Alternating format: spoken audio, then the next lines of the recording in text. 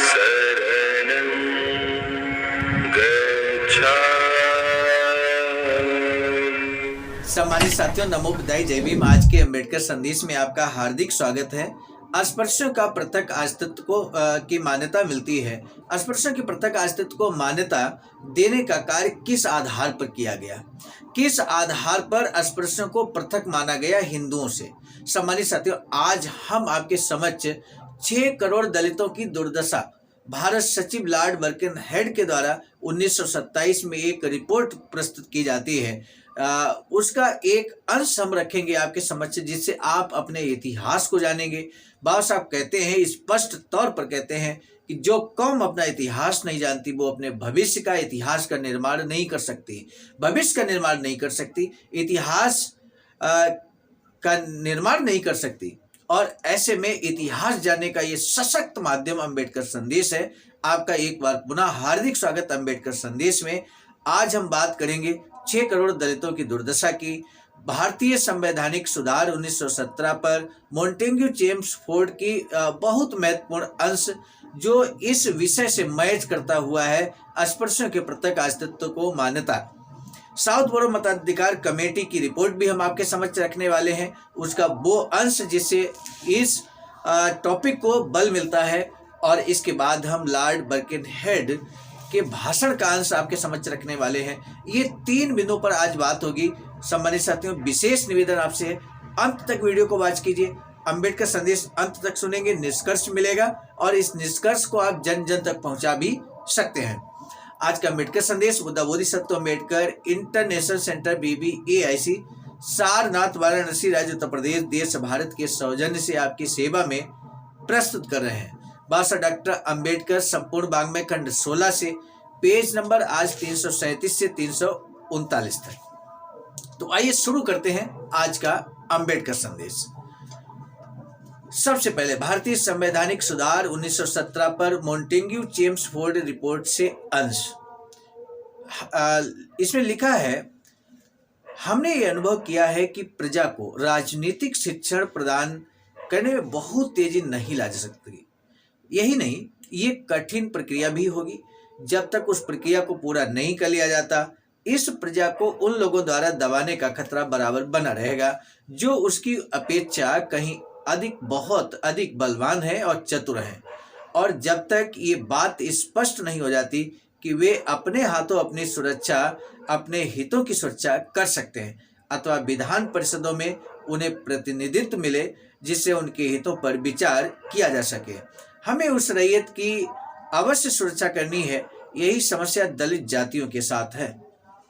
इसके लिए हमें ऐसी अच्छी व्यवस्था करनी है कि उन्हें अंततः ऐसी राजनीतिक शिक्षा मिले कि वे अपने हितों की ओर अपनी सुरक्षा स्वयं कर सकें। परंतु ऐसा देखा गया है कि उनके हितों की हानि होती है और फलतः वे सामान्य प्रगति में कोई भाग नहीं लेते। हमें उनकी सहायता का कार्य अपने हाथों में रखना चाहिए। यानी कि अस्पृश्यों का कार्य, दलितों का कार्य, उनके हक अधिकार की बात हमें अपने एजेंडे में रखना चाहिए। ये भारतीय संवैधानिक सुधार 1917 पर मॉन्टेग्यू चेम्सफोर्ड का रिपोर्ट है और जो हमने उसका महत्वपूर्ण अंश आपके समक्ष रखा है। अब सेकंड जो यहाँ पर है वो साउथ वेरो मताधिकार कमेटी की रिपोर्ट है, भारत सरकार द्वारा प्रेषित की गई है। दिनांक 23 अप्रैल 1919 के 5वें पत्र से ये अंश हम आपके समक्ष रखते हैं। भाषा लिखते हैं कि समिति द्वारा जिन समुदायों के लिए गैर सरकारी नामजदगी की सिफारिश की गई, हम लोगों ने इस बयान पर उसका विश्लेषण किया है। साउथ बरो मताधिकार कमेटी की बात हो रही है। उन्होंने यहाँ पर लिखा कि हम लोग आमतौर से इन प्रस्तावों पर सहमत हैं, परंतु हम लोगों के विचार से एक समुदाय ऐसा है जिन पर समिति ने जितना ध्यान दिया है उससे अधिक ध्यान देने की जरूरत है। भारतीय संवैधानिक सुधार पर रिपोर्ट ने दलित वर्गों को स्पष्ट रूप से मान्यता दी है और उसे स्वीकार करने का संकल्प किया है। हमारा इरादा है कि हम उनके प्रतिनिधित्व के लिए जितनी अच्छी व्यवस्था कर सकते हैं करें। समिति की रिपोर्ट में इन जातियों को हिंदू अन्य लोग, ध्यान दीजिए, समिति की रिपोर्ट में इन, और कौन सी समिति की बात हो रही है? साउथ बरो मताधिकार समिति। साउथ बरो मताधिकार समिति की रिपोर्ट में अस्पृश्यों को हिंदू अन्य लोग कहा गया। हिंदू अन्य लोग इसके शीर्षक से लिखा गया है। यद्यपि वे विभिन्न रूप में परिभाषित की गई हैं, ये सब एक समान वर्ग हैं और उन्हें बिल्कुल बहिष्कृत करके रखा गया है। न्यून अधिक उनकी स्थिति मद्रास के पंचम लोगों जैसी है, जो निश्चित तौर पर हिंदू जाति से बहिष्कृत कही जाती है, जिन्हें मंदिरों में नहीं जाने दिया जाता। इनकी संख्या कुल जनसंख्या का लगभग 5वां भाग है और उन्हें माले मिंटो काउंसिलों में कोई प्रतिनिधित्व नहीं दिया गया है। समिति की रिपोर्ट में दलित जातियों का दोबारा उल्लेख किया गया है, परंतु केवल यह स्पष्ट करने के लिए संतोषजनक चुनाव न होने पर उन्हें नामजदगी द्वारा प्रतिनिधित्व दिया गया है। रिपोर्ट में उन लोगों की स्थिति और स्वावलंबन पर अधिक विचार नहीं किया गया है। उनकी स्थिति भी ऐसी नहीं है कि अपनी क्षमता को स्वयं जान सके। रिपोर्ट में उनकी नामजदगी की संख्या भी अधिक से ठीक से नहीं सुझाई गई है। रिपोर्ट के 14वें पैरा में दलित जातियों के लिए नामजदगी की सीटों पर बांधी गई सीमा का औचित्य बताया गया है। उसका कोई आधार नहीं दर्शाया गया है कि यह प्रसंग दलित जातियों का है। समिति ने निम्नलिखित सीटें नामजदगी के लिए प्रस्तावित की है। मद्रास में 120 सीटें, डिप्रेस्ड क्लासेज के लिए मात्र 2 सीटें, यानी कि 120 सीटों में दलित वर्गों के लिए मात्र 2 सीटें। परसेंटेज आप स्वयं निकाल लीजिए। बम्बई में 113 कुल सीटें हैं, उसमें से 1 डिप्रेस्ड क्लास के लिए। बंगाल में 127 सीटें हैं, 1 सीट डिप्रेस्ड क्लास के लिए। संयुक्त प्रांत यानी कि यूपी में 120 सीटें थीं और उसमें 1 सीट डिप्रेस्ड क्लास को दी गई। पंजाब में 85 सीट में कोई सीट नहीं मिलती है। बिहार एवं उड़ीसा में 100 सीटों में 1 सीट डिप्रेस्ड क्लास के लिए मिलती है। मध्य प्रांत में 72 सीटों में 1 सीट डिप्रेस्ड क्लास के लिए और असम में 54 सीटों में से कोई भी सीट यहाँ पर नहीं दी जाती है डिप्रेस्ड क्लास के लिए। टोटल सीटें यहाँ पर 791 हैं और इनमें मात्र 7 सीटें डिप्रेस्ड क्लासेज के लिए। ओवरऑल आप परसेंटेज जरूर निकाल सकते हैं। यानी कि बहुत दयनीय स्थिति में हमारा अस्पृश्य समाज था, जिसे हिंदू अन्य लोग कहा गया या बहिष्कृत समाज कहा गया या अस्पृश्य समाज कहा गया।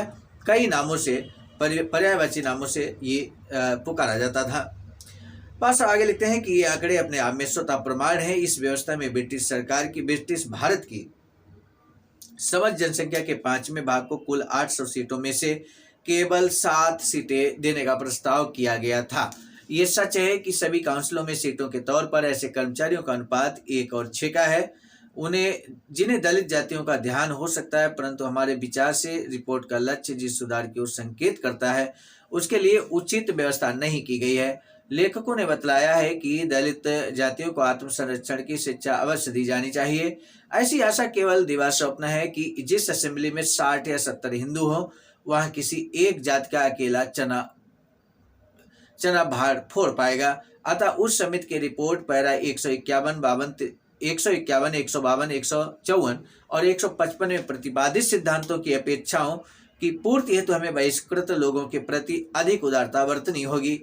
हम सोचते हैं कि प्रत्येक काउंसिल में दलित वर्गों के प्रतिनिधि पर्याप्त संख्या में हों और वे नक्कार खाने में तूती की आवाज बनकर न रह जाएं और कोई प्रतिनिधि सुर में सुर मिलाकर बोलने का उत्साह न जुटा पाए। मद्रास के मामले में हमारी सलाह है कि उन्हें 6 सीटें दी जाएं। बंगाल, यूपी और बिहार तथा उड़ीसा में 4-4 सीटें दें। मध्य प्रांत और बंबई में 2-2 और अन्य प्रांतों में 1-1। इस प्रकार हम समझते हैं कि समिति की रिपोर्ट में संशोधन की स्पष्ट आवश्यकता है। सांविधिक उपयोग की नियुक्ति पर 30 मार्च 1927 को हाउस ऑफ लॉर्ड में भारत सचिव लॉर्ड बर्केनहेड के भाषण का अंश अगर आप नहीं सुना तो समझ लीजिए कुछ नहीं सुना। इसलिए प्लीज यहाँ पर बहुत सारगर्भित ये अंश है, हम आपके समक्ष रखते हैं, जरूर सुनिए। भाषण लिखते हैं इस स्पीच का अंश को लिखते हैं कि मुझे दलित वर्ग के मामले पर गौर करना है। और ये कौन कहता है? भारत सचिव लॉर्ड बर्केनहेड कहते हैं कि मुझे दलित वर्ग के मामले पर गौर करना है। भारत में दलित वर्ग एक ऐसा बड़ा समुदाय है, संख्या की दृष्टि से भी 6 करोड़ दलित हैं। उनकी दुर्दशा जितनी भयावह है उतनी ही हृदय विदारक भी है और अतीत में भी ऐसी ही थी जिन्हें उन्हें सामाजिक व्यवहार से दूर रखा गया है। इस वर्ग के व्यक्ति की यदि उच्च वर्ग के व्यक्ति पर परछाई भी पड़ जाती है तो उच्च वर्ण के लिए सूर्य का प्रकाश भी अपवित्र हो जाता है। वे सार्वजनिक स्थान से पानी नहीं पी सकते, अपनी प्यास बुझाने के लिए उन्हें मीलों भटकना पड़ता है और उन्हें सैकड़ों पीढ़ियों से अस्पृश्य के नाम से पुकारा जाता है। भारत में भी 6 करोड़ हैं, तो क्या इस आयोग में दलित वर्ग का प्रतिनिधि नहीं होना चाहिए?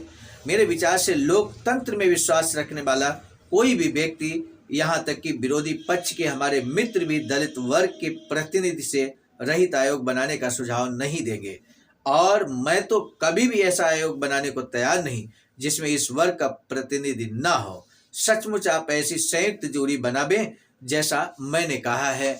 सम्मानित साथियों, यहाँ पर महसूस कीजिए, भारत सचिव लॉर्ड बर्कनहेड ने बहुत स्पष्ट डंके की चोट पर यह बात कह दिया कि जो यहाँ पर समिति बननी चाहिए उसमें दलित प्रतिनिधि जरूर हो। और सहयोग की बात है, इसी दौरान ये चूंकि 30 मार्च 1927 का घटनाक्रम है जब भाषण देते हैं भारत सचिव लॉर्ड बर्कनहेड, और इस दौरान बाबा साहब यहाँ अपने फुल फॉर्म में मैदान में कूद चुके थे, लगातार आंदोलन कर रहे थे। और इसी वर्ष आपको मालूम है कि इस तरह से बाबा साहब ने मनुस्मृति को भी जलाया था, और इसके अलावा कई आंदोलनों को धार देने का कार्य इन्हीं वर्षों में किया था। यानी कि आंदोलन बहुत तेज गति से बाबा साहब ने शुरू कर दिया था। अस्पृश्यों के अंदर सम्मान, स्वाभिमान की भावना जागृत करने के उद्देश्य से लगातार जन जागरण का कार्यक्रम कर रहे थे। सम्मानित साथियों, आज का अम्बेडकर संदेश यहाँ रोकने से पहले हम जरूर जानना चाहेंगे कि भारत सचिव लॉर्ड बर्कनहेड ने हाउस ऑफ लॉर्ड में सांविधिक उपयोग की नियुक्ति पर कितनी तारीख को भाषण दिया था, और उस भाषण का जो अंश यहाँ हमने आपके समझ अभी अभी रखा है। बस आपको ये बताना है कि उन्होंने ये स्पीच कब दिया था, वो तारीख आपको बताना है, क्योंकि उन्होंने इतना महत्वपूर्ण बात कही हम सभी के लिए। और ये तो सहयोग ही कहा जाएगा कि बाबा साहब ने उस सहयोग का लाभ भी उठाया और संघर्ष भी किया, और अपने संघर्ष के सारे हम सभी के अंदर, यानी कि बहुजन समाज के अंदर स्वाभिमान, ज्वलंत स्वाभिमान पैदा किया। ये शुरुआत यहीं से हुई थी। आज से लगभग 100 साल पहले की बात है, 98 साल पहले की बात है। सम्मानित साथियों, प्रश्न आप समझ गए होंगे। आपको बताना है लॉर्ड बर्कनहेड, भारत सचिव लॉर्ड बर्कनहेड के भाषण का अंश हाउस ऑफ लॉर्ड में उन्होंने जो स्पीच दिया था, जिस अंश को अभी अभी हमने आपके समझ रखा, वो भाषण उन्होंने कब दिया था। आज का अम्बेडकर संदेश अगर आपको अच्छा लगा है तो जरूर शेयर कीजिएगा। इसी के साथ अब दीजिए इजाजत। आप सभी को सादर नमो बुद्धाय, जय भीम। सम्मानित साथियों, हम एक महत्वपूर्ण बात बताना उचित समझते हैं। बाबा साहब की अधूरी इच्छा के अनुरूप एक वैचारिकी सेंटर निर्माणाधीन है सारनाथ वाराणसी में, जहां पर 14,000 स्क्वायर फीट जमीन परचेज कर ली गई है ring road, green city, Faridpur, Sarnath में। वैचारिकी सेंटर के प्रशासनिक ब्लॉक का निर्माण कार्य कंप्लीट हो चुका है। शानदार बेहतरीन प्रशासनिक ब्लॉक का निर्माण पूर्ण हो चुका है। आगे अब मुख्य भवन को बनाने की बारी हम सबकी है, और इस हेतु आप दिए गए अकाउंट नंबर पर अपना अमूल्य योगदान कर सकते हैं। आज का अम्बेडकर संदेश हम लेकर उपस्थित हुए थे मिशन नायक बुद्ध मित्र मुसाफिर सर, राष्ट्रीय अध्यक्ष आवाज का नई दिल्ली की प्रेरणा में, और साथ ही साथ संकलन कथाक्रम में परम आदरणीय विजय कुमार बौद्ध जी, प्रांतीय कोषाध्यक्ष आवाज का बिहार। प्रस्तुत कर्ताक्रम में मैं स्वयं सर्वजीत आर्य, राष्ट्रीय मीडिया प्रभारी, IT सेल आवाज का नई दिल्ली। मिलेंगे नए डॉक्टर अम्बेडकर संदेश में, तब तक दीजिए इजाजत। आप सभी को सादर नमो बुद्धाय, जय। सम्मानित साथियों, यदि आप हमारे इस चैनल आवाज का ऑफिशियल, जिस पर नियमित सुबह 5 बजे डॉक्टर अम्बेडकर संदेश आपको मिलता है, आप हमारे इस चैनल को सपोर्ट करना चाहते हैं, तो हमारा आपसे निवेदन है कि आप हमारे इस चैनल को सब्सक्राइब कर लें, वीडियो को शेयर, लाइक, कमेंट जरूर करें।